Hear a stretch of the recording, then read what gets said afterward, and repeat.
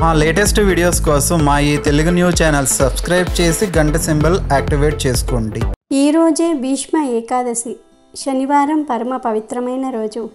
ఈరోజు ఏమీ చేయకపోయినా సరే రాత్రి 12 లోపు ఈ వీడియో చూస్తే చాలు, ఈ కథలు వింటే చాలు. ఒక్క నిమిషంలో మీ దశ తిరిగిపోతుంది, పేదరికం పోతుంది, మీరు ధనవంతులుగా మారిపోతారు. మీ ఇల్లంతా ఐశ్వర్యంతో నిండిపోతుంది, పట్టిందల్లా బంగారం అవుతుంది. అపార ఐశ్వర్య యోగం పడుతుంది, రాజయోగం పడుతుంది. ఇక మీకు అన్ని శుభాలే జరుగుతాయి. భీష్మ ఏకాదశికే జయ ఏకాదశి అని పేరు. ఈ జయ ఏకాదశి గురించి భవిష్యోత్తర పురాణంలో ఒక కథ ఉంది. ఆ కథను ఈరోజు వింటే చాలు, కోటి జన్మల పుణ్యం వస్తుంది. ఒకసారి పాండవుల్లో అగ్రజుడైన ధర్మరాజు శ్రీకృష్ణుడితో ఇలా అంటాడు: శ్రీకృష్ణ, మాఘమాసంలో శుక్లపక్షంలో వచ్చే ఏకాదశి పేరు ఏమిటి? దానిని ఏ విధంగా ఆచరించాలి? వివరంగా చెప్పమని ప్రార్థిస్తాడు. అప్పుడు శ్రీకృష్ణుడు, ధర్మరాజా, మాఘమాసంలోని శుద్ధ ఏకాదశిని భీష్మ ఏకాదశి అని అంటారు. దీనిని జయ ఏకాదశి అని కూడా అంటారు. ఏ ఏకాదశి సమస్త పాపాలను పోగొడుతుంది, పిశాచ తత్వాన్ని నశింపచేస్తుంది. ఈ వ్రతం ఆచరించిన మానవులకు ప్రేతత్వమే ఉండదు. ఈ ఏకాదశికి సంబంధించిన ఒక పురాణ కథ ఉంది. ఆ కథను నీకు వివరిస్తాను, శ్రద్ధగా వినుము. ఈ కథను విన్నంతనే మానవుడికి పాపాలన్నీ కూడా నశిస్తాయి, కోటి జన్మల పుణ్యం వస్తుంది. ఒక సమయంలో ఇంద్రుడు స్వర్గలోకంలో దేవతలందరితో కూడా కలిసి మనోహరమైన సుఖ సౌఖ్యాలను అనుభవిస్తూ నివసిస్తూ ఉన్నాడు. దేవతా సమూహం కూడా స్వర్గంలో సుఖ సౌఖ్యాలను అనుభవిస్తూ ఉన్నారు. స్వర్గలోకంలో దేవతలు అన్నం తినరు, వాళ్ళు నిరంతరం అమృతాన్నే త్రాగుతారు. ఆ అమృతాన్ని కూడా నీటితో త్రాగరు, కళ్ళతోనే త్రాగుతారు. ఆ స్వర్గలోకంలో పారిజాత కుసుమాలతో శోభిల్లే నందనవనం ఉంది. ఆ నందనవనంలో అప్సరస్సులు తిరుగుతూ ఉంటారు. ఆ రోజు దేవేంద్రుడు అప్సరసలతో విచ్చలవిడిగా ఆనందిస్తూ విహరిస్తూ ఉన్నాడు. 50 కోట్ల మంది నర్తకీ మణులచే నాట్యం చేయించుకున్నాడు. ఆ సమయంలో గంధర్వుల గానం చేస్తూ ఉన్నారు. ఆ గంధర్వులకు నాయకుడు పుష్పదంతుడు. అతడు శివుడికి పరమభక్తుడు. ఆ సభలోనే చిత్రసేనుడు అనే గంధర్వుడు ఉన్నాడు. అతని పక్కనే అతని కుమార్తె భార్య మాలిని కూడా కూర్చుని ఉన్నారు.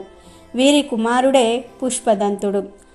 పుష్పవతి అనే ఒక గంధర్వ కన్య మరియు పుష్పదంతుడు ప్రేమికులు. పుష్పవతి నిరంతరం పుష్పదంతుని కోసం తహతహలాడుతూ ఉండేది. ఆమె తన అందంతో పుష్పదంతుణ్ణి తన వశం చేసుకుంది. పుష్పవతి యవ్వనంలోనికి ప్రవేశించింది. ఈమె అందాన్ని వర్ణించటం ఎవ్వరి తరం కాదు. ఆమె ముఖం పూర్ణిమ నాటి చంద్రుని వలె గుండ్రంగా కాంతివంతంగా ఉంది. అంతటి అందమైన ఈ పుష్పవతి యందు పుష్పదంతుడు కూడా మిక్కిలి వ్యామోహాన్ని పొందాడు. ఒకరోజు ఇంద్రసభలో వీరిద్దరూ కూడా నాట్యం చేస్తూ ఉన్నారు. ఇంద్రుని సంతృప్తి పరచడం కోసం వీరిద్దరూ కూడా నృత్యం చేయడానికి వచ్చారు. కానీ వీరిద్దరూ మాత్రం పాటలు పాడుతూ నృత్యం చేస్తూ ఒకరినొకరు చూసుకుంటూ లయ తప్పి అపస్వరంతో పాడుతూ ఉన్నారు.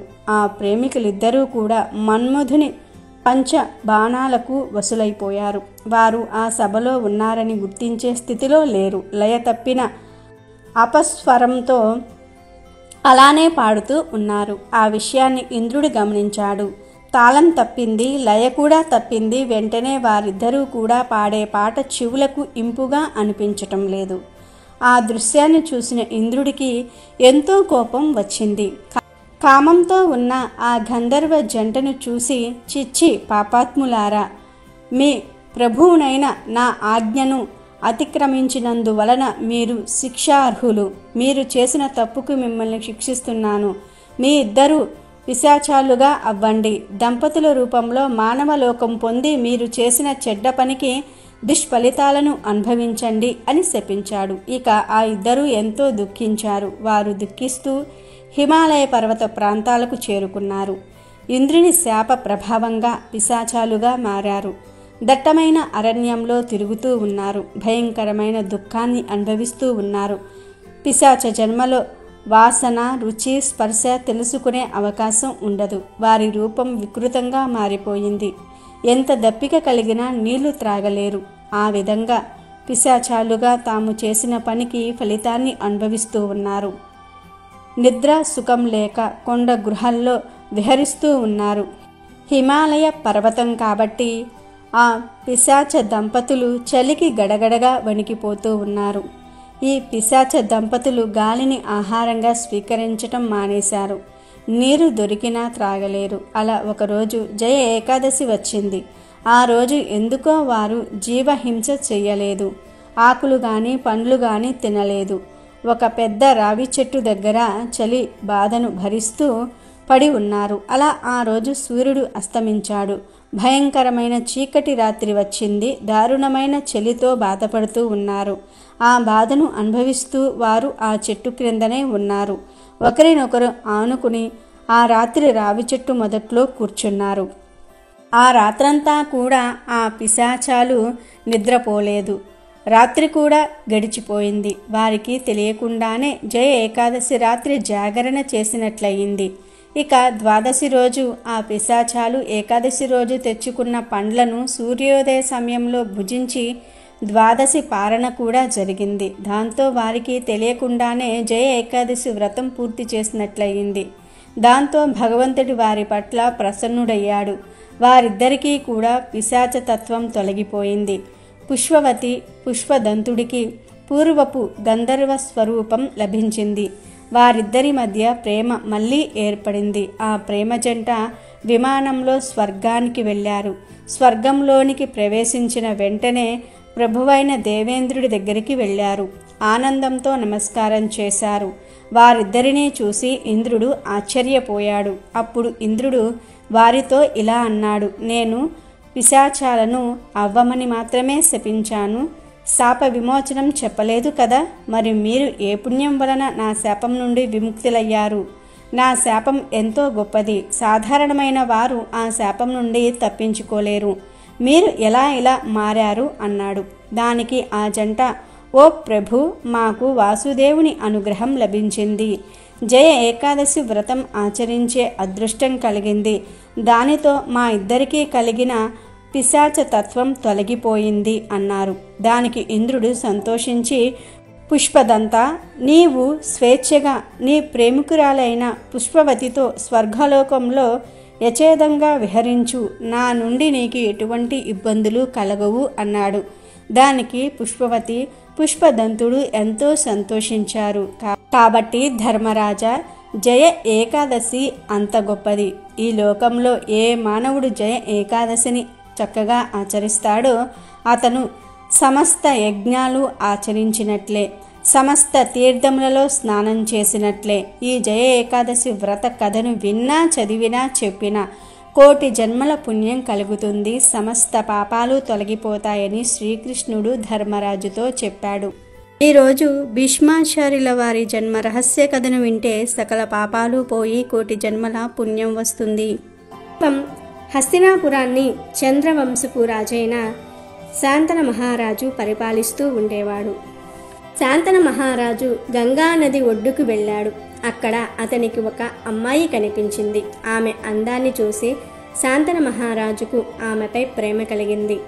శాంతన మహారాజు ఆమె దగ్గరకు వెళ్ళి, నన్ను పెళ్లి చేసుకుంటావా అని అడుగుతాడు. దానికి ఆమె, నేనెవరో తెలుసా అని అడుగుతుంది. దానికి శాంతన మహారాజు, నీవు ఎవరైనా సరే నిన్ను వివాహం ఆడతాను. నా రాజ్యం, నా డబ్బు, నా ప్రాణం సర్వస్వం నీకు ఇస్తానని బ్రతిమలాడుతాడు. దానికి ఆ అమ్మాయి మహారాజుతో ఇలా అంటుంది, మీ కోరిక ప్రకారమే మిమ్మల్ని వివాహం చేసుకుంటాను. కానీ నన్ను ఎప్పటికీ నువ్వు ఎవరు అని, ఎక్కడి నుండి వచ్చావు అని, ఇలా ఎందుకు చేస్తున్నావని ప్రశ్నించకూడదు. అలా ఒప్పుకుంటే ఇప్పుడే పెళ్లి చేసుకుందాం అంటుంది. దానికి శాంతన మహారాజు సరేనని ఒప్పుకొని వివాహం చేసుకుంటాడు. ఆ అమ్మాయే గంగాదేవి. పెళ్లి జరిగాక గంగాదేవిపై రాజుకు మరింత ప్రేమ పెరిగింది. వారిద్దరికీ చాలామంది పిల్లలు పుట్టారు. కానీ పుట్టిన ప్రతి బిడ్డను ఆమె గంగా నదిలో వదిలేసింది. ఆవిడ ప్రవర్తన చూసి శాంతన మహారాజుకు దుఃఖం కలిగిన, ఇచ్చిన మాట ప్రకారం ఆమెను ఏమీ అనలేదు. అలా 7 కొడుకులు పుట్టారు. ఆ 7 గంగానదిలో కలిసిపోయారు. చివరకు 8వ బిడ్డ పుట్టింది. ఆ పిల్లవాణ్ణి కూడా గంగలో పడవేయబోతూ ఉంటే శాంతనుడు ఇక సహించలేక, నువ్వు తల్లివి కావు, ఎందుకింత పాపం చేస్తున్నావు అని అడిగాడు. వెంటనే ఆమె, మహారాజా, మీరు మర్చిపోయినట్లు ఉన్నారు, నన్ను మీరు ప్రశ్నించకూడదు. అలా అని నాకు గతంలో మాట ఇచ్చారు. ఇప్పుడు నన్ను ప్రశ్నించారు కాబట్టి ఇక నేను ఇక్కడ ఉండను. ఈ 8వ పిల్లవాడిని నేను చంపను. నేనెవరో మీకు తెలియదు కాబట్టి చెప్తూ ఉన్నాను. మునులు, మహర్షులు నిత్యం పూజించే గంగా నదికి దేవతను నేనే. పూర్వం ఒకప్పుడు అష్టవసువులు తమ భార్యలను వెంటబెట్టుకుని వశిష్ఠ మహాముని ఆశ్రమ ప్రాంతానికి విహారానికి వెళ్ళారు. అక్కడ వారికి నందిని అనే ఒక ఆవు కనిపించింది. అది వశిష్ఠుల వారి పాడి ఆవు. అది చాలా అందంగా ఉంది. అష్ట వసువుల భార్యలు ఆ గోవును చూసి చాలా ఆనందపడ్డారు. అందులో ఒక ఆమె ఆ గోవు తనకు కావాలని తన భర్తను అడిగింది. దానికి భర్త, ఆ ఆవు వశిష్ఠ మహామునిది, మనం ఆ ఆవును తీసుకుని వెళ్తే ఆయన కోపానికి గురి కావాల్సి ఉంటుంది, వద్దని చెప్పాడు. కానీ ఎంత చెప్పినా ఆ భార్య వినలేదు. చివరకు సరే అని 8 మంది వసువులు కలిసి ఆ ఆవును దూడతో సహా తోలుకుపోయారు. వశిష్ఠ మహాముని ఈ సంగతి తెలుసుకుని కోపంతో, మీరంతా మానవులై పుట్టండి అని శపించాడు. ఇది తెలిసి అష్టవసువులు పరుగున వచ్చి ఆవును దూడను అప్పగిస్తారు. క్షమించమని వేడుకుని శాపాన్ని వెనక్కి తీసుకోమన్నారు. కానీ వశిష్ఠ మహాముని, నా శాపానికి తిరుగులేదు. నా ఆవును తోలుకుపోయిన వసువు మాత్రం భూలోకంలో మహావైభవంగా చాలా కాలం జీవిస్తాడు. మిగిలిన 7 భూలోకంలో పుట్టిన వెంటనే మరణించి శాప విముక్తులు అవుతారు. ఇంతకంటే నేను చేయగలిగినది ఏమీ లేదు అని చెప్పాడు. ఆ తర్వాత ఆ వసువులే నా దగ్గరకు వచ్చి, గంగా భవాని, నువ్వే మాకు తల్లివి, మా కోసం నీవు భూలోకానికి వెళ్ళి అక్కడ ఒక పునీతుణ్ణి వివాహమాడు, మేము నీ పుణ్య గర్భాన జన్మిస్తాం, మేము పుట్టిన వెంటనే గంగలో విడిచిపెట్టు తల్లి, అప్పుడు మాకు త్వరగా శాప విమోచనం అవుతుందని మొరపెట్టుకున్నారు. అందుకే నేను భూలోకానికి వచ్చి మిమ్మల్ని వివాహమాడాను. అష్టవసువులే మనకు జన్మించారు. ఈ చివరి సంతానాన్ని నేను కొంతకాలం పెంచి మీకు అప్పగిస్తాను అని చెప్పి వెళ్ళిపోయింది. ఆ పిల్లవాడే దేవవ్రతుడు. అతను వశిష్ఠ మహాముని వద్ద వేదంగాలు చదువుకున్నాడు. శుక్రాచార్యుల వద్ద శాస్త్రాలు నేర్చుకున్నాడు. విలువిద్యలో ఆరితేరాడు. రాజనీతి కోవిదుడు. ఆ దేవవ్రతుడే భీష్ముడు. ఇదే భీష్మాచార్యుల వారి జన్మ రహస్యం. రోజు భీష్ముడు చెప్పిన ఈ కథను వింటే చాలు, కష్టాల నుండి బయటపడతారు. పేదరికం పోయి అపర కుబేరులుగా మారిపోతారు. మహాభారతంలోనూ పంచతంత్రం మాదిరిగానే అనేక నీతి కథలు కనిపిస్తూ ఉంటాయి. ఒకవైపు మంచి చెడుల గురించి వివరిస్తూ మనిషి నడవడి ఎలా ఉండాలో సూచించి, మరోవైపు లోకరీతి ఎలా ఉంటుందో తెలియజేస్తాయి. భారతంలోని శాంతి పర్వంలో అంపశయ్య మీద ఉన్న భీష్ముడు ధర్మరాజుకు చేసిన హితబోధలలో భాగంగా ఈ కథలు సాగుతాయి.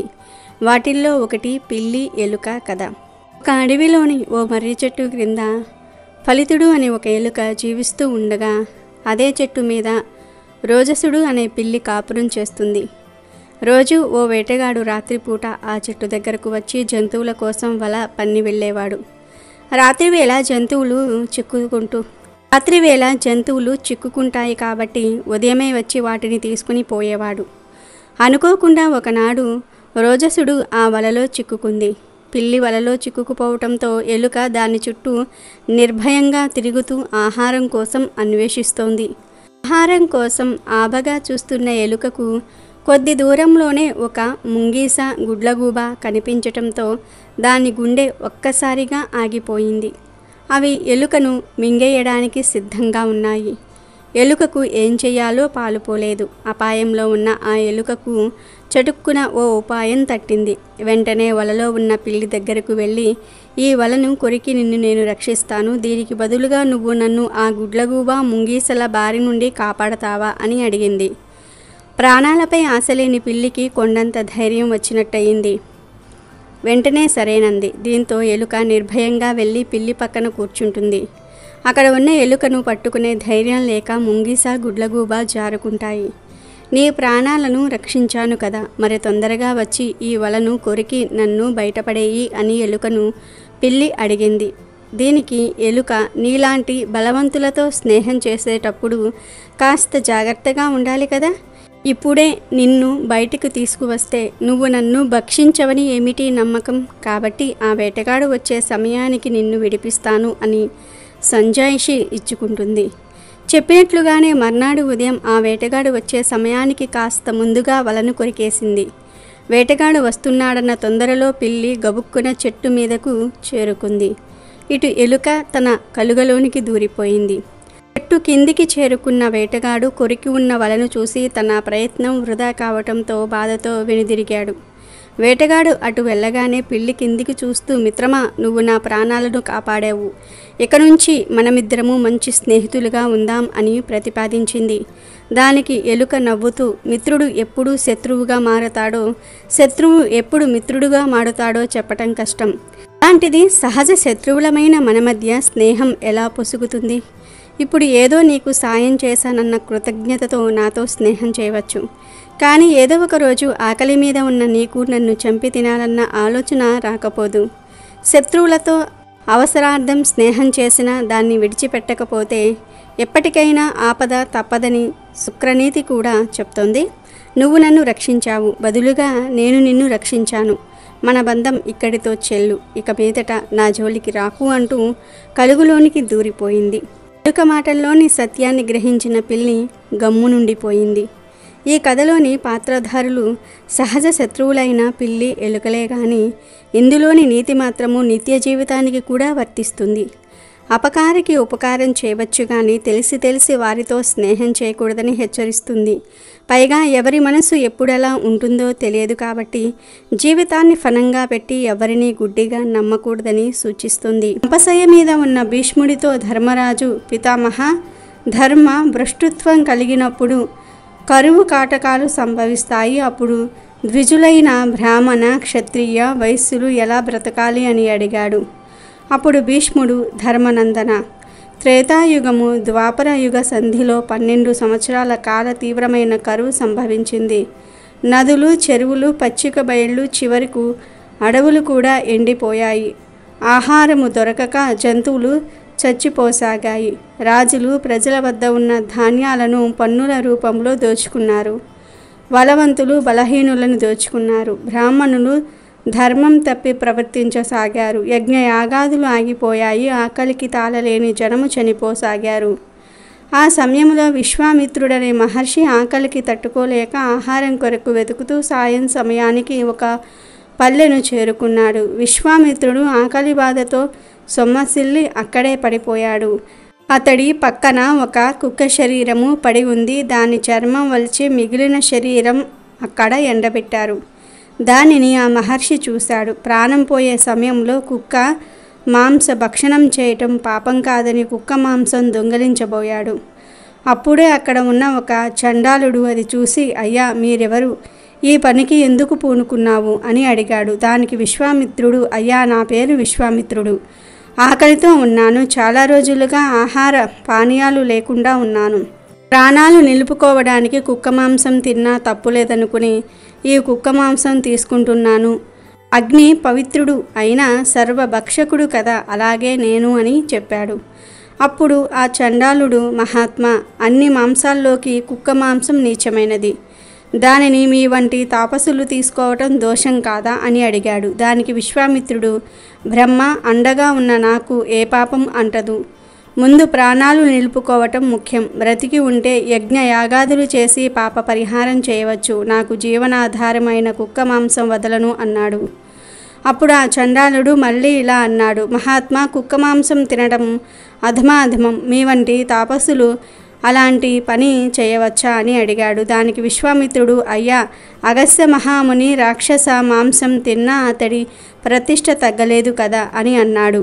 అప్పుడు చండాలుడు, అయ్యా, అగస్త్యుడు రాక్షస బారి నుండి మానవాళిని రక్షించడానికి రాక్షస మాంసం మేక మాంస రూపంలో తిన్నాడు, మీరు మీ ఆకలి మాత్రం తీసుకోవడానికి కుక్క మాంసం తినాలని అనుకుంటున్నారు, మీరు అగస్త్యుడు ఒకటి ఎలా అవుతారు అని అడిగాడు. ఇక విశ్వామిత్రుడు ఆకలికి తాళలేక, ఓయి బ్రహ్మ జ్ఞానానికి ఆలవాలమైన ఈ దేహం కోసం ఏమి చేసినా పాపం కాదు, అడ్డులే అన్నాడు. అప్పుడు చండాలుడు, మహాత్మా, దొరికిన ఆహారం వదలలేక ఇలా అంటున్నావు గాని దీని వలన మీ తేజస్సు క్షీణించదా అన్నాడు. అప్పుడు విశ్వామిత్రుడు, అయ్యా, నేను బ్రతకాలని అనుకుంటున్నాను, నాకు ఈ మాంసం ఇవ్వు, నేను నిన్ను అడిగి తీసుకుంటున్నాను గనుక నాకు దొంగతనం చేసిన పాపం అంటదు అని అన్నాడు. ఇక చండాలుడు, మహానుభావ, ఎంతో పుణ్యాత్ములైన మీరు అధముడినైన నా వద్ద దానం తీసుకునుట ధర్మమా? నేను ఇంతకంటే కాఠిన్యం వహించలేను, ఇదిగో కుక్క మాంసం, మీ ఇష్టం వచ్చినట్లు చేసుకోండి అన్నాడు. అప్పుడు విశ్వామిత్రుడు కుక్క మాంసం తిని ప్రాణాలు నిలుపుకున్నాడు. ఆ తరువాత వానలు కురిశాయి, చెట్లు చిగురించాయి, పంటలు పండాయి, కరువు దూరమయ్యింది. విశ్వామిత్రుడు కుక్క మాంసం తిన్న పాప పరిహారం చేసుకున్నాడు కనుక ధర్మనందన, ఆపత్కాలంలో ఏ తప్పు చేసినా దోషం లేదు అని భీష్ముడు ధర్మరాజుతో చెప్పాడు. అలాగే ఈ భీష్మ ఏకాదశి మాఘమాసంలో వస్తుంది కనుక ఈరోజు మాఘపురాణంలోని ఈ పవిత్ర కథను వింటే చాలు మీ దశ తిరిగిపోతుంది, పాపాలన్నీ కూడా పోతాయి, కోటి జన్మల పుణ్యం వస్తుంది. ఒకసారి కృష్ణ మహర్షి జహ్నుమునితో, ఓ మునీంద్ర, మాఘమాస వ్రత మహత్యమును తెలియజేసేదను, శ్రద్ధగా వినుము అని ఇలా చెప్పసాగాను. పూర్వము ద్వాపర యుగమున విదేహ దేశమున క్రూర అను పేరు గల శూద్ర స్త్రీ ఉండెను. ఆమె ఒక రైతు భార్య, మిక్కిలు కోపము గలది. ఆ దంపతులకు జ్ఞానియగు పుత్రుడు కలడు. అతడు దయావంతుడు, ధర్మాచరణం అంటే ఇష్టము కలవాడు. వాని భార్య పతిభక్తి కలిగినది, ఉత్తమురాలు. ఆమెకు కూడా ధర్మ కార్యక్రమాలను చేయుట అందు ఇష్టము కలదు. ఆమె బంధువులకు, దీనులకు, అతిథులకు అందరికీ యథాశక్తి సేవ చేసేది. అత్తమామలకు ఎప్పుడూ సేవ చేస్తూ ఉండేది. కానీ క్రూర మాత్రం కోడలిని తప్పు చేయకపోయినా నిందిస్తూ ఉండేది. కానీ ఆమె మాత్రం అత్తమామలు పెట్టు హింసలను భరించుచు ఓర్పుతో వినయ విధేయతలతో వారికి యథాశక్తి సేవలు చేస్తూ ఉండేది. ఒకనాడు ఇట్టి హింసను పొంది దుఃఖించుచున్న భార్యను చూసి క్రూర పుత్రుడు తన తల్లిదండ్రులతో ఇట్లనెను, నాయనా, అమ్మ, నా మాటను వినండి. నా మాట మనకు కీర్తిని కలిగిస్తుంది, ధర్మమును సాధించి పెడుతుంది. మీకు మీ కోడలిపై కోపమెందుకు?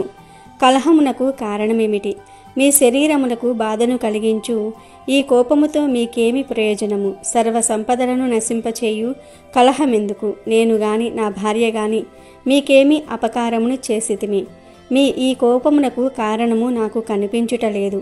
పెరిగిన కోపము వల్ల ఆయువు, ధనము, కీర్తి, సుఖము, గౌరవము, జ్ఞానము మునగునవి నశించును కదా. సర్వజ్ఞులైన పెద్దలైన మీరు కోపమును మాని మాయందు దయను చూపి సర్వజన సంపత్తమైన ఓర్పు వహించండి అని పలికెను. పుత్రిని మాటలను విని క్రూర భర్తతో పాటు మిక్కిలి కోపముతో ఇట్లనెను, మూర్ఖుడా, పో, ఉమ్ము, నీవెంత, నీ భార్య ఎంత? తల్లిదండ్రులకు ఇలా నీతి బోధన చెయ్యు నిన్ను, నీ భార్యను ఏమి చేసినా తప్పులేదు అని పలికి కొడుకును, కోడలిని మరలా మాటిమాటికి పలుమార్లు నిష్కారణముగా కొట్టెను. దెబ్బలు తింటున్న పుత్రుడు రోషమును చెందెను. కాని తర్వాత సహజమైన శాంతమును పొందెను. అయ్యో, తల్లిదండ్రులను ద్వేషించుట ఎంత తప్పు! అట్టివారు శాశ్వతముగా నరకమునకు పోదురు కదా. తల్లిదండ్రులకు సమానమైన దైవము వేరే ఒకటి లేదు. స్త్రీకు భర్తను మించిన దైవమును లేదు కదా. విష్ణువుతో సమాన దైవము, గంగతో సమానమగు తీర్థము మరేమీ లేవు కదా అని తలిచెను. భార్యను కూడా తగు మాటలతో ఓరడించెను, ఓర్పుగా ఉండమని సమాధానపరిచెను. కోపిష్టి అయిన క్రూర మాత్రం కోడలిని కొట్టి ఒక గదిలో ఉంచి తలుపులను మూసివేసెను. ఆమె కుమారుడు ఈ అకృత్యమును చూసి తల్లిని ఏమీ అనలేక, పితృభక్తి వలన ఏమీ చేయలేక మౌనముగా బాధపడుచు ఎప్పటిలాగానే తల్లిదండ్రులకు సేవ చేస్తూ ఉన్నాడు. కోడలు ఆ గదిలో 7 రోజులు అన్నము నీరు లేక నిర్బంధంలో ఉండెను. ఇరుగు పొరుగువారు, బంధువులు, మిత్రులు ఈ పని మంచిది కాదని చెప్పినా కూడా క్రూర వారి మాటలను వినిపించుకొనలేదు. కోడలిని అలాగే నిర్బంధించి పీడించెను. 7వ దినమున కోడలు అన్నము నీరు లేకపోవటం వలన దుఃఖించి కృషించి మరణించెను. 12వ దినమున క్రూర కుమారుడు భార్యను చూడాలని తల్లికి తెలియకుండా తలుపు తెరిచి చూసెను. అక్కడ భార్య మరణించి ఉంది. మరణించిన భార్యను చూసి బాధతో అతను నిశ్చేష్టుడయ్యాడు. కొంత సమయానికి స్పృహ వచ్చి చిరకాలము దుఃఖించెను. గాలికి పడిన చెట్టు వలె దుఃఖ భారముచే నేలపై పడెను. క్రూర కోడలిని బంధించిన గది యొక్క తలుపు తెరిచి ఉండుటను గమనించి కోపించెను. కానీ అక్కడికి వెళ్ళి చూస్తే కోడలు మరణించి ఉంది. మరణించిన కోడలిని దుఃఖ వివసుడై పుత్రుణ్ణి చూసి ఆశ్చర్యముగా ఆమెకు కూడా దుఃఖము వచ్చెను. అప్పుడు ఆమె తనను తాను చేతులతో పట్టుకొనుచు చిరకాలము శోకించెను. ఆమె ఏడుపును విని అందరూ ఏమయ్యిందో అని చూడవచ్చిరి. విషయమును తెలుసుకుని క్రూరను బహువిధములుగా నిందించారు. కొందరు బంధువులు కోడలి శవమును తీసుకుని వెళ్ళి దహనము చేసిరి. క్రూర కుమారుడు దుఃఖమును భరింపలేక అక్కడ ఉండలేక గంగా తీరమును చేరెను. కొంతకాలమునకు శోకభారమున మరణించెను. క్రూర కూడా పశ్చాత్తాపను పొందెను. పుత్ర శోకమును భరించలేక చిరకాలము దుఃఖించెను. ఆమె భర్త కూడా శోకించెను. వారలా అధికముగా శోకించుట చూసి జనులందరూ కూడా విచారించితిరి. కానీ ఇప్పుడు బాధపడితే ఏం లాభం అని ఊరుకున్నారు. పుత్ర శోకమును భరింపలేక నిద్రాహారములు మానిన వారు కొంతకాలమునకు మరణించిరి. యమలోకమున చేరిరి. వారు ఆసి వ్రత నరకము అనగా కత్తుల బోనులో చిరకాల శిక్ష అనుభవించిరి. తర్వాత చంపా తీరమున సర్పములై జన్మించితిరి. అవి చెట్టు త్వరలో నివసించారు. కొంతకాలమునకు ధీరుడు ఉపధీరుడు అను ఇద్దరు సజ్జనులు అచ్చటకు వచ్చిరి. చంపానదిలో మాఘమాస స్నానం ఆచరించి సర్ప దంపతులున్న చెట్టు క్రింద శ్రీహరిని అర్చించిరి. మాఘమాస మహిమను పురాణముగా చెప్పుకొనిరి. సర్ప దంపతులు శ్రీహరి పూజను చూచుట వలన మాఘమాస మహిమను వినుట వలన వారి పాపములు అక్కడితో పోయినవి. పుణ్యము కలిగెను. వారు వెంటనే సర్పదేహములను విడిచి దివ్య దేహములను ధరించిరి. వారికై దివ్య విమానము వచ్చెను. ఆ విమానంలో వారు శ్రీహరి సాన్నిధ్యమును చేరిరి. జహ్నుముని వర్య మాఘమాస వ్రత మిట్టిదని ఎంతకాలము చెప్పినను పూర్తి కాదు. ఇంతమందియే మాఘమాస వ్రత మహిమ వలన తరించారని చెప్పుటకు వీలులేదు. ఎన్నో యుగముల నుండి ఎంతమందియో ఉత్తమ మునులు, సజ్జనులు, రాజులు, వైశ్యులు, బ్రాహ్మణులు, శూద్రులు, పురుషులు, స్త్రీలు, బాలురు, పశుపక్షాదులు వారు వీరనే తేడా లేకుండా సర్వ ప్రాణులను మాఘమాస వ్రతమును ఆచరించుట వలన, చూచుట వలన, వినుట వలన తరించిరి. ఎట్టి పాపాత్ముడు అయినను మాఘమాస వ్రతమును ఆచరించినచో చేసిన పాపములు పోయి పుణ్యలోకములు కలుగును అనటంలో ఎటువంటి సందేహం లేదు అని కృత్న మదమహాముని జహ్నుమునికి మాఘమాస వ్రత మహిమను వివరించెను. అలాగే ఈ ఏకాదశి శనివారంతో కలిసి వచ్చింది గనుక ఈరోజు వెంకటేశ్వర స్వామి వారి లీలను వింటే చాలు, దరిద్రాలన్నీ కూడా పోతాయి, రాజయోగం పడుతుంది. చాలా సంవత్సరాల క్రితం ఒక ఊరిలో రాము అనే అబ్బాయి ఉండేవాడు. రాము తెలివైన వాడే, కానీ బద్ధకం చాలా ఎక్కువ. ఉదయం లేటుగా లేస్తాడు, గురుకులానికి లేటుగా వెళ్తాడు. ఏ పని ఎలా చేయాలో తెలుసు, కానీ పని చేయడానికి బద్ధకం. ఇంట్లో ఎప్పుడు పని చెప్పినా వాయిదా వేసేవాడు. రాము చేత పనులు చేయించడానికి వాళ్ళ అమ్మ ఎన్నోసార్లు అరుస్తూ ఉంటుంది. కొన్నిసార్లు ఎంత చెప్పినా రాము పని చేయకపోతే వాళ్ళ అమ్మే చేసేసుకునేది. రాము గురించి వాళ్ళ అమ్మ చాలా దిగులు పడేది. ఈ బద్ధకం చేత రాముకు ఎవ్వరూ స్నేహితులు కూడా లేరు. రాము మటుకు పనులు చేయడానికి తనకు ఏదైనా అద్భుత శక్తి ఉంటే బాగుంటుందని కలలు కనేవాడు. ఇలా ఉండగా ఒకసారి గురుకులం నుంచి వస్తూ ఉండగా దారిలో ఏదో మెరుస్తున్న వస్తువు కనిపించింది రాముకు. దగ్గరకు వెళ్ళి చూశాడు. అది ఒక ఉంగరం, బాగా మెరుస్తుంది. అందులో ఏదైనా మహిమ ఉండవచ్చేమోనని తీసుకొని పెట్టుకున్నాడు. ఉంగరం పెట్టుకున్న వెంటనే ఒక గొంతు వినిపించింది. రాము, నేను ఒక గంధర్వుడను. నా కుమారుడు భూలోకం వచ్చినప్పుడు ఈ ఉంగరం జారి విడిచాడు. ఇది మహిమగల ఉంగరం. కోరిన పనులు కష్టపడకుండా తీరుస్తుంది. ఈ ఉంగరం నీకు ఉపయోగపడగలదు. పౌర్ణమి వరకు ఈ ఉంగరం భూలోకంలోనే ఉంటుంది. ఈ 3 దినాలు నీవు ఉంగరం వాడుకోవచ్చు. 4వ రోజు ఉంగరం మాయమైపోతుంది అని ఆ గొంతు పలికింది. ఉంగరం దొరికినందుకు రాము చాలా సంతోషించాడు. గంధర్వుడికి కృతజ్ఞతలు చెప్పాడు. తర్వాత రాము ఉంగరం ఎలా పనిచేస్తుందో చూడాలనుకున్నాడు. ఉదయం లేచిన వెంటనే ఉంగరం తలుచుకుని ఏది కోరితే అది కాళ్ళ దగ్గరకు వచ్చింది. ఒకరోజు లేటుగా లేవటం వలన రాము గురుకులానికి వెంటనే వెళ్ళాలి అనుకున్నాడు. ఉంగరాన్ని తలుచుకున్నాడు. వెంటనే గురుకులంలో ఉన్నాడు. వాళ్ళమ్మ అంగడికి వెళ్ళి సరుకులు తెమ్మన్నది. ఉంగరాన్ని తలుచుకున్నాడు. వెంటనే పని అయిపోయింది. బయట వర్షం పడుతుందా అని వాళ్ళమ్మ అడిగితే ఉంగరం వాడాడు. గురుకులానికి టైంకి వెళ్ళడానికి ఉంగరం వాడాడు. ఇంచుమించు అన్ని పనులకు ఉంగరం వాడాడు రాము. అన్నిటికీ ఉంగరం సహాయం తీసుకోవటం చేత ఆలోచించటం మానేశాడు. మేధస్సు తగ్గిపోయింది. నడక లేదు, వ్యాయామం లేదు, పనులు చేసే విధానం కూడా మర్చిపోయాడు. 3 రోజులు అయిపోయింది. 4వ రోజు ఉదయం లేటుగా లేచాడు. లేచిన వెంటనే ఏమేం కావాలో చెప్పాడు. కానీ తన దగ్గరకు ఏమీ రాలేదు. చేతికి ఉంగరం కోసం చూశాడు, కానీ ఉంగరం లేదు. అప్పుడు గంధర్వుడు చెప్పిన మాటలు గుర్తుకు వచ్చాయి. అంతా అర్థమయ్యింది. ఉంగర మహిమ లేకపోవటంతో పనులు సొంతంగా చేసుకోవడానికి చాలా కష్టపడ్డాడు. గురుకులంకి లేటుగా వెళ్ళాడు. తిట్లు తిన్నాడు. సరుకులు తేవడానికి చాలా ఆలస్యమయ్యింది. అమ్మకు కోపం వచ్చింది. రోజు ఉంగరం సహాయంతో చేసే పనులు చేయడానికి చాలా కష్టపడ్డాడు రాము. ఆ రోజు రాత్రి పడుకున్నప్పుడు గంధర్వ గొంతు వినిపించింది. నాయనా రాము, ఎలా ఉన్నావు? నిన్ను చూస్తే చాలా జాలి వేస్తుంది. మీ అమ్మ గొప్ప దైవభక్తురాలు. ఎప్పుడూ నీ గురించే ఆలోచిస్తూ ఉంటుంది. దేవుణ్ణి ఎప్పుడూ నీ గురించే కోరుకుంటూ ఉంటుంది. నిన్ను పరీక్షించదలిచి నేనే ఈ ఉంగరం నీకు దొరికేటట్లు చేశాను. నువ్వు ఏమాత్రం మారలేదు, బద్ధకం వదలలేదు. నేను మీ అమ్మ నిత్యం కొలిచే వెంకటేశ్వర స్వామి వారిని, గంధర్వుడను కాను అని చెప్పాడు భగవంతుడు. అప్పుడు రాము, నమో వెంకటేశ, నమో వెంకటేశ, నా కోసం వెంకటేశ్వర స్వామి వచ్చాడా? ఎంత అదృష్టవంతుడను నేను అన్నాడు రాము. అప్పుడు వెంకటేశ్వర స్వామి, ఇది మీ అమ్మ చేసుకున్న పుణ్యం నాయన.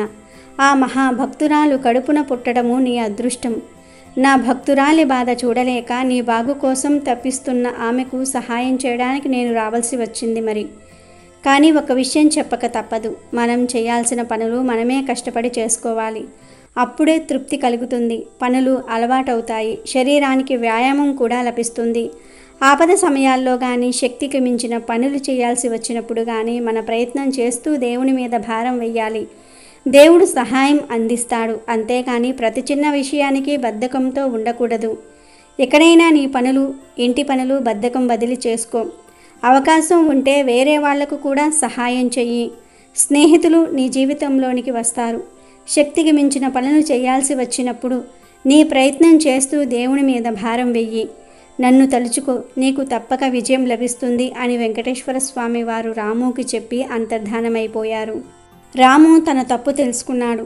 అమ్మ తన కోసం ఎంత తపిస్తుందో తెలుసుకున్నాడు. అప్పటి నుండి బద్ధకం వదిలి కష్టపడి చదువుకొని అమ్మకు సహాయం చేస్తూ మంచి వ్యక్తిగా జీవితంలో స్థిరపడ్డాడు. విద్యాపురంలో దేవయ్య అనే పేద బ్రాహ్మణుడు నివసిస్తూ ఉండేవాడు. తన తండ్రి ఇచ్చిన అరెకరం పొలంలో కూరగాయలు పండించుకుంటూ వాటిని అమ్మగా వచ్చిన ఆదాయంపై ఎంతో సంతృప్తిగా జీవిస్తూ ఉండేవాడు.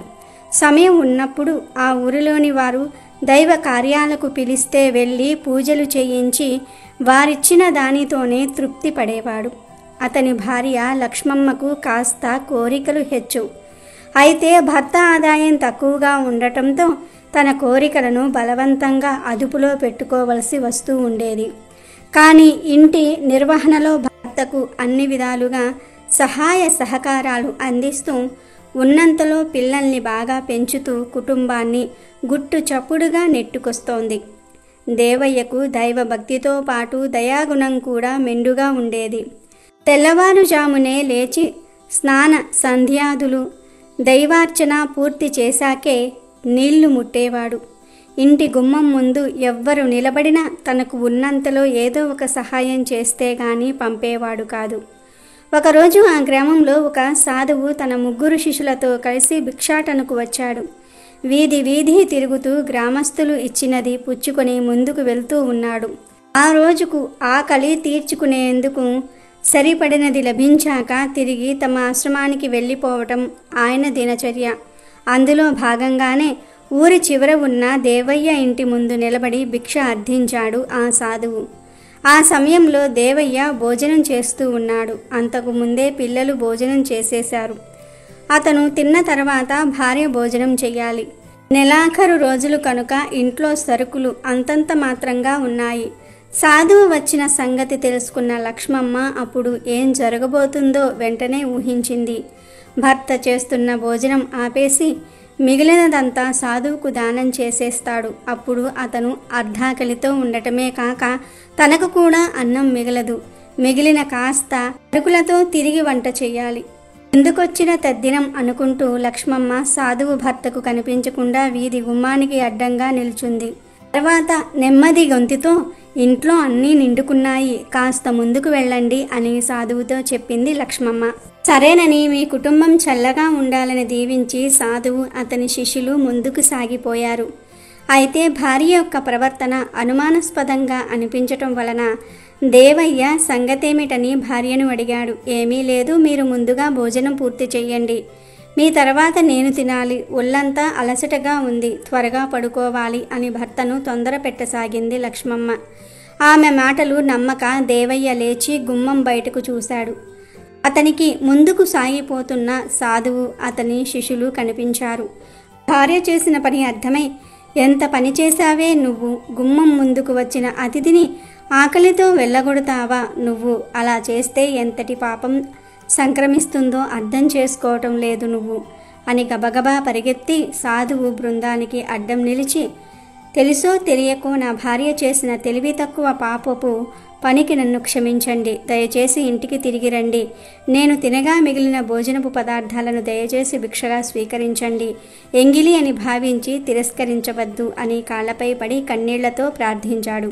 అందుకు సాధువు ఎంతో సంతోషించి, నాయన, మేము భిక్షాటనతో జీవించేవారం, మాకు ఎంగిలి మిగిలినది అన్న వ్యత్యాసాలు ఉండవు, చివరకు నీవు తినే పల్లెంలో ఆఖరు మెతుకైనా మాకు అమృతంతో సమానం, నువ్వు ఎంతో ప్రేమతో వచ్చి మమ్మల్ని నీ ఆతిథ్యం స్వీకరించమని అర్థించావు, అదే మాకు 10,000, నువ్వు బాధపడవద్దు, మేము తప్పక వచ్చి ఈ ఆతిథ్యం స్వీకరిస్తాం అని తన శిష్యులతో వచ్చి దేవయ్య ఆతిథ్యం స్వీకరించారు.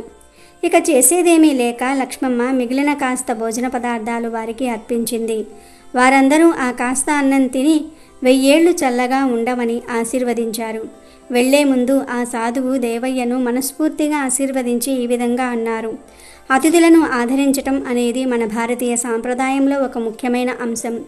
శాస్త్రాలలో గృహస్థుడు ఏ విధంగా ఉండాలి అన్నదానికి సంపూర్ణ వివరణ ఇవ్వబడింది. మన ఇంటికి వచ్చిన ఏ అతిథికైనను ప్రతికూల సమాధానం ఇయ్యకూడదు. ఆదర భావంతో అతిథి సత్కారం చేయాలి. నికృష్ట భావంతో మర్యాదరహితంగా అతిథిని చూస్తే అట్టి ఫలమే మనకు తిరిగి లభిస్తుంది. దీనిని గ్రహించి ఏ మానవుడు అయితే విశుద్ధ భావంతో అతిథి సత్కారం చేస్తాడో అతడు సర్వోత్తమ పొందగలడు. హస్తు తన ఇంటికి వచ్చిన ఏ అతిథినైనా సరే నిరాధరింపకూడదు. ప్రేమ, మర్యాద, శ్రద్ధ, సత్కార భావములను కలిగి ఉండాలి. అట్లు అతిథులను సేవించాల్సిందే అన్న విషయం సదా గుర్తుంచుకో. దాని నిమిత్తము గృహస్థు అధిక ఆహారము ఏదో ఒక విధంగా సేకరించి ఉంచుకోవాలి. ఇక్కడ ఏదో ఒక విధంగా అనగా అర్థం న్యాయ సమ్మతముగా ఆర్జించినది అని అర్థం చేసుకోవాలి. తన ఇంటికి ఎవరి వచ్చినా అతిథిని శ్రద్ధతో ప్రేమతో ఆహ్వానించి ఆర్జ ఆహ్వానములను, ఆహారములను, అన్న పానీయములను ఇవ్వాలి. ఈ విధంగా సత్కార్యములను ఆచరించి జీవితంలో ఆనందంతో పాటు భగవంతుని కృప కూడా సంపాదించుకో అని చెప్పి వెళ్ళిపోయారు. ఏం చిత్రమో, ఆనాటి నుంచి దేవయ్య జీవితంలో అనేక ముఖ్యమైన సంఘటనలు జరిగాయి. కూరగాయలకు మంచి లాభాలు రాసాగాయి. పొదుపు చేసిన మొత్తంతో ఆవులు, గేదెలను కొని వాటితో లాభాపేక్ష లేకుండా వ్యాపారం చేయసాగారు దేవయ్య దంపతులు. ఊరిలోని వారే కాక ఇరుగు పొరుగు వారు కూడా దేవయ్యను దైవ కార్యక్రమాలకు ఆహ్వానించేవారు. ఎంత సంపద వచ్చినా గర్వ అహంకారాలకు తావీయకుండా సంతృప్తిగా జీవనం సాగించారు దేవయ్య దంపతులు. ఈ ఏకాదశి రోజు తులసి ఆకులతో విధిరాతను ఎలా మార్చుకోవచ్చో తెలిపే ఈ పవిత్ర కథను వింటే మీ తలరాత మారిపోతుంది. మీరు అదృష్టవంతులుగా మారిపోతారు. రాజు అనే ఒక వ్యక్తి రోజు అడవిలోనికి వెళ్ళి ఆకుకూరలు కొని తెచ్చుకొని అమ్ముకుంటూ జీవనం గడుపుతూ ఉన్నాడు. అలా అతను రోజు అడవికి వెళ్ళే దారిలో ఒక గుడిసె ముందు ఒక ముసలి బ్రాహ్మణుడు 7 కొండల స్వామి విగ్రహం చిన్నది పెట్టుకుని తులసి ఆకులతో అర్చన చేసేవారు. అది చూసి రాజు చాలా ముచ్చటపడేవాడు. మనం కూడా ఇలా చేయాలి అని అనుకునేవాడు, కానీ చేయలేకపోయేవాడు. ఒకసారి అతను అడవిలో ఆకుకూరలు కోస్తూ ఉంటే తులసి చెట్టు కనిపించింది. వెంటనే ఆ వ్యక్తి, మనం ఎలాగో పూజ చేయలేము, ఇవి కోసుకువెళ్ళి ఆ బ్రాహ్మణుడికి ఇద్దాం అని అనుకున్నాడు. కోసిన ఆకులతో పాటు తులసి దళాలను కట్టకట్టి నెత్తిన పెట్టుకుని వచ్చాడు. అతడికి తెలియని విషయం ఏమిటంటే నల్ల నాగు ఒకటి అందులో ఉంది. అతను వెళ్ళి గుడిసె ముందు నిలబడగానే ఎవరో వచ్చి నిలబడ్డారని తల తిప్పి చూసిన బ్రాహ్మణుడితో రాజు, అయ్యా, తులసి దళాలు తెచ్చాను పూజకు, నేను చేయలేను, అందుకే మీకు ఇస్తున్నాను అని అన్నాడు. ఒక్క నిమిషం కళ్ళు మూసుకున్న ఆ బ్రాహ్మణుడికి తన దివ్య దృష్టితో తులసి దళాలను తెచ్చిన వ్యక్తి వెనుక రాహువు నిలబడి ఉందని తెలిసింది. అప్పుడు ఆ బ్రాహ్మణుడు రాజుతో, నాయనా, నేను చెప్పే వరకు ఈ కట్టను నీ తలపై నుండి దించకు అని చెప్పి గుడిసె వెనక్కు వెళ్ళి ఒక మంత్రం జపించగానే రాహువు వచ్చాడు.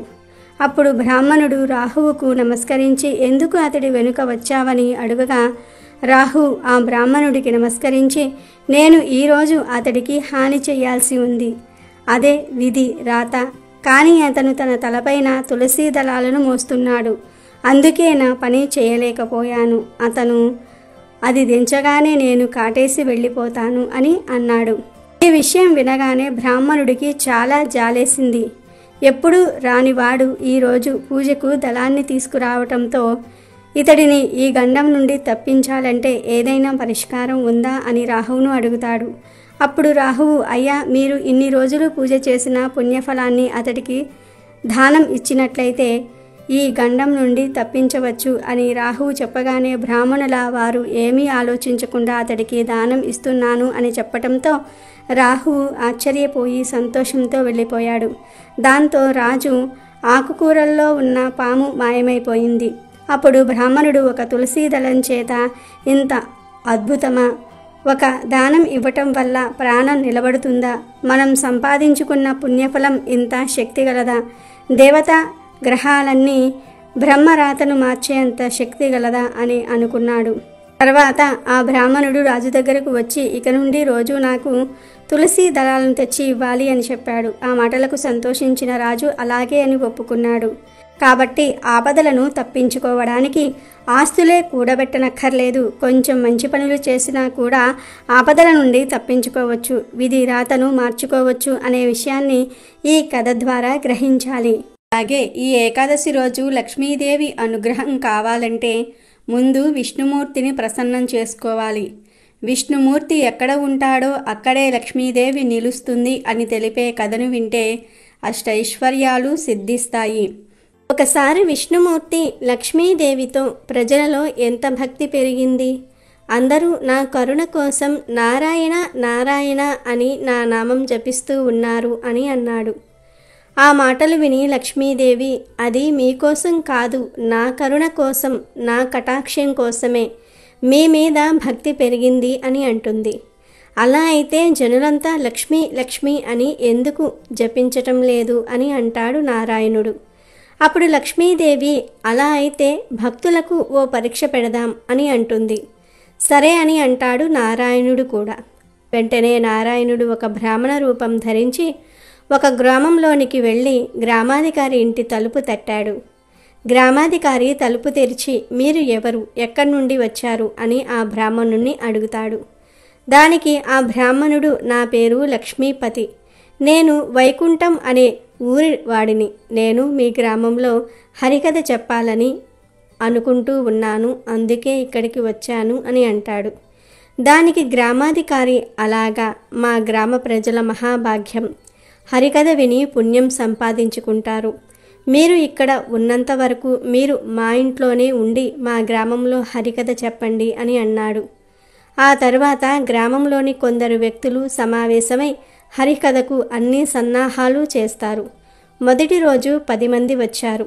రెండవ మరియు మూడవ రోజులలో మంది మరింత పెరిగి కూర్చోవడానికి స్థలం లేక నిలబడి భక్తితో వింటూ ఉంటారు. ప్రజల అనన్య భక్తి చూసి నారాయణుడు అమిత సంతోషపడిపోతాడు.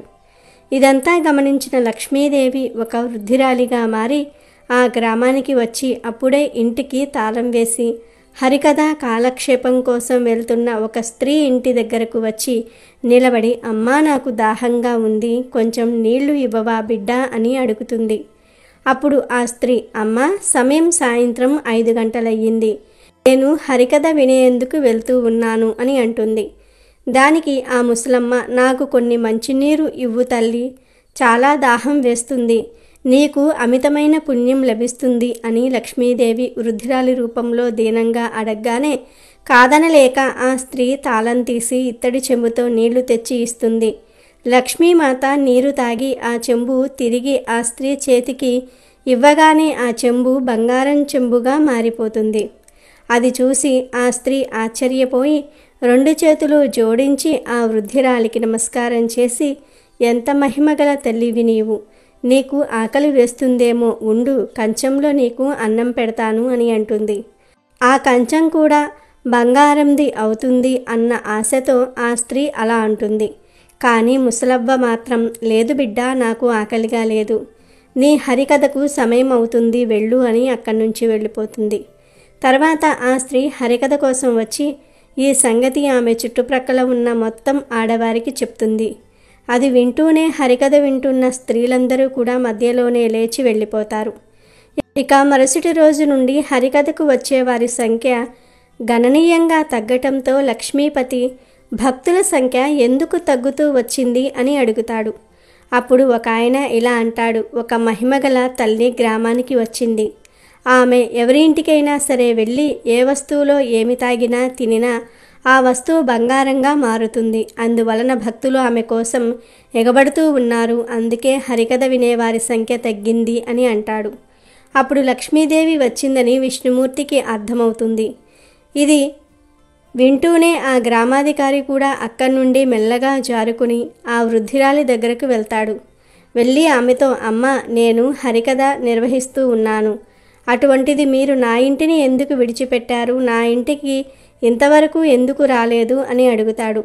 అప్పుడు ఆ వృద్ధురాలు గ్రామాధికారితో, మీ ఇంటికే నేను మొదట వచ్చాను, మీ ఇంట్లో హరికథ చెప్పేవారు ఉండటంతో నేను తిరిగి వచ్చేశాను, అతను వెళ్ళిపోయాక మాత్రమే నేను మీ ఇంటికి వస్తాను అని అంటుంది. వెంటనే గ్రామాధికారి, ఓస్, ఇంతేనా తల్లి, నేనే ఇప్పుడే ఆ హరికథ వారికి ధర్మశాలలో గది ఇస్తాను అని అక్కడి నుండి తన ఇంటికి వస్తాడు. ఆ రోజున హరికథ ముగించుకొని లక్ష్మీపతి తన ఇంటికి వచ్చిన వెంటనే గ్రామాధికారి ఆయనతో ఇలా అంటాడు, అయ్యా, మీరు మీ పెట్టే బేడ సర్దుకోండి, ఇప్పటి నుండి మీరు ధర్మశాలలో ఉండండి, అక్కడ మీరు ఉండడానికి ఏర్పాట్లు పూర్తయ్యాయి అని అంటాడు. అప్పుడు లక్ష్మీపతి గ్రామాధికారితో, హరికథ పూర్తయ్యేందుకు ఇంకా 2-3 రోజులు మిగిలి ఉన్నాయి, అప్పటి వరకు ఇక్కడనే ఉంటాను అని అంటాడు. కానీ గ్రామాధికారి మాత్రం, లేదు లేదు, మీరు త్వరగా వెళ్ళండి, నేను వినను, మరొక అతిథికి వసతి కల్పించాలి అని అంటాడు. ఇంతలో లక్ష్మీమాత అక్కడికి వచ్చి గ్రామాధికారిని, మీరు కొంచెం బయటికి వెళ్ళండి, నేను వారితో మాట్లాడతాను అని అంటుంది. గ్రామాధికారి బయటికి వెళ్ళిన తర్వాత లక్ష్మీదేవి విష్ణుమూర్తితో, ప్రభు, మీరు ఇప్పుడు ఒప్పుకుంటారా?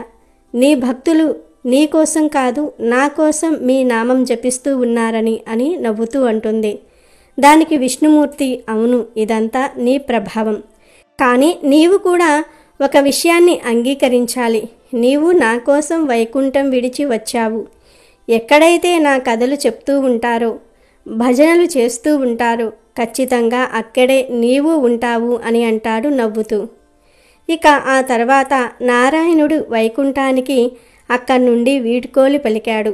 నారాయణుడు బయలుదేరిన తర్వాత మరుసటి రోజు గ్రామాధికారి ఇంటి వద్ద గ్రామస్తులంతా కూడా గుంపుగా చేరుతారు. ప్రతి ఒక్కరి ఇళ్లల్లోకి ఈ తల్లి రావాలని అందరూ కోరుకుంటారు. కానీ లక్ష్మీమాత గ్రామాధికారి మరియు ఇతర గ్రామస్తులందరితో, ఇప్పుడు నేను కూడా వెళ్తూ ఉన్నాను అని అనటంతో అందరూ ఆశ్చర్యపోతారు.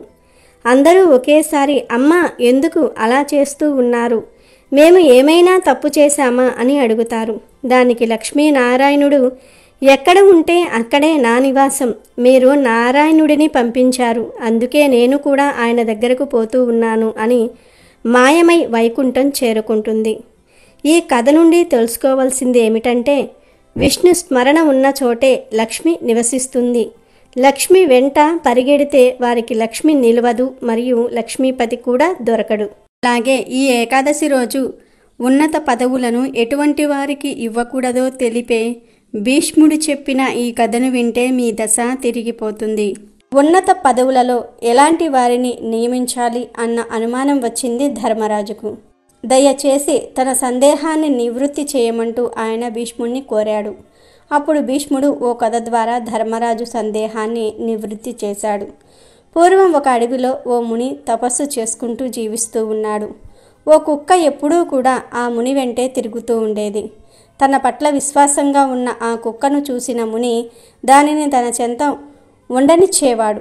వీరి అనుబంధం ఇలా కొనసాగుతూ ఉండగా ఓ రోజు ఆ కుక్క ఓ పులి కంటపడింది. అంతే, ఆ పులి తన పంజా విసురుతూ కుక్కను బలికొనబోయింది. వెంటనే ఆ కుక్క పరుగున పోయి మునీశ్వరుని వెనుక నక్కింది.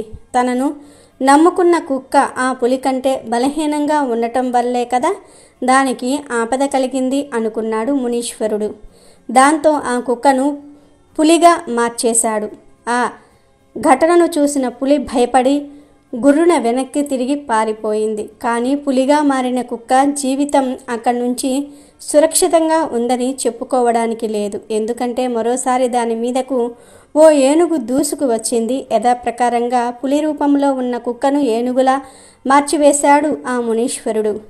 ఇలా ఏ జంతువు దాడి చేసినా తన దగ్గర ఉన్న కుక్కను అంతకంటే బలమైన జంతువుగా మార్చసాగాడు ముని. అలా బెబ్బులిలా మారిన కుక్క ఓ రోజు బోర విరుచుకుని అడవిలో తిరగసాగింది. ఇక తన మీద దాడి చేసే అంతటి శక్తి మరో జంతువుకు లేదన్న నమ్మకంతో నిర్భయంగా సంచరించసాగింది. కానీ అలా తిరుగుతూ ఉండగా దాని మనసులో ఓ ఆలోచన మెదిలింది. మునివర్యులు నా మీద జాలి చూపించారు కాబట్టి నన్ను అన్నిటికంటే శక్తివంతమైన జంతువుగా మార్చారు. అంతవరకు బాగానే ఉంది. కానీ రేపు మరో జంతువు ఏదైనా మునీంద్రుని శరణు వేడితే నా పరిస్థితి ఏంటి? అప్పుడు నాకంటే బలమైన జంతువు ముందు తలవంచాల్సిందే కదా అనుకుంది. అసలు ఆ మునీశ్వరుని చంపి పారేస్తే అతను మరో జంతువు మీద జాలి చూపే అవకాశం ఉండదు అని పన్నాగం పన్నింది. కుక్క తన మనసులో ఇలాంటి దుర్మార్గపు యోచనలు చేస్తూ ఏమీ ఎరగనట్లు ముని ముందరకు వచ్చి కూర్చుంటుంది. కానీ కుక్కని బెబ్బులిగా మార్చిన వాడు దాని మనసులో ఏముందో గ్రహించలేడా? మునీశ్వరుడు ఎప్పుడైతే కుక్క మనసులోని దురాలోచనను పసిగట్టాడో వెంటనే తిరిగి దానిని కుక్కగా మార్చేశాడు. అది పూర్వంలాగే కుక్క బతుకును గడపసాగింది. కాబట్టి ధర్మనందన, దుర్మార్గులకు ఉన్నత పదవులను ఇస్తే వారి బుద్ధి చివరికి ఇలాగే పరిణమిస్తుంది. అందుకే యోగ్యతను అనుసరించి పదవులను అందించాలి. అలాంటి యోగ్యులు తన అనుచరులుగా ఉన్న రాజు ఏ కార్యాన్నైనా సరే సాధించగలడు అంటూ ముగించాడు భీష్మ పితామహుడు. కాబట్టి ఈరోజు రాత్రి 12లోపు ఈ వీడియో చూస్తే చాలు, ఈ కథలు వింటే చాలు.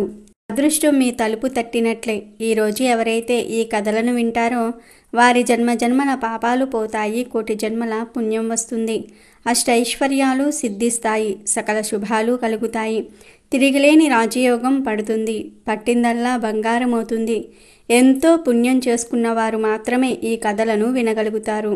అమెజాన్లో బెస్ట్ డిస్కౌంట్స్ కోసం వీడియో డిస్క్రిప్షన్లో లింకు ఉంది, చూడండి. అలాగే మా టెలిగ్రామ్ ఛానల్ సబ్స్క్రైబ్ చేసుకోండి.